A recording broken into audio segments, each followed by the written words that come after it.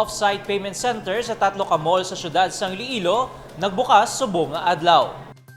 Sa tinutuyong nga mapahapos ang pagnegosyo sa syudad sang Iloilo, 3 ka mga off-site payment center ang ginbuksan subong nga adlaw sa nagkalain-lain nga mga malls. Sumugod Disyembre 20, bukas na ang off-site payment centers sa Merrimart Mall, Festive Walk kag The Atrium sa pagbayad sang buwis sa mga negosyante. Pinaagi sa malipot nga programa sa pagpanguna ni Mayor Jere Treñas, ginbuksan ng Iloilo City Payment Centers para sa mga kliyente. Ginalauman, mas mapahapos na ang pagbayad sang renewal sang business permit bangod sang off-site payment center.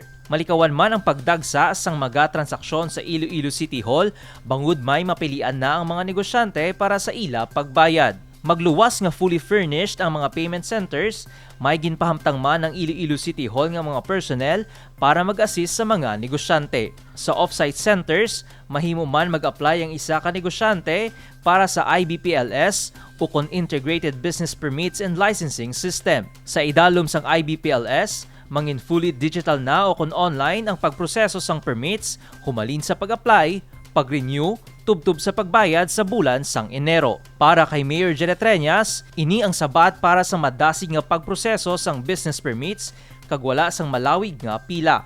Kabahin ini sa direktiba sang alkalde para sa mas epektibo nga pagserbisyo sa pumuluyo. Magluwas sa 3 nga bag-o nga bukas nga off-site payment centers sa masunod nga semana, natalan naman nga magbukas ang off-site payment center sa SM City, Iloilo. Duha pa ka mga malls, ang Robinsons Main kag GT Mall sa Molo, ang nagpabutyag man sang interes para magbutang sang off-site payment center sa ila nga bahin.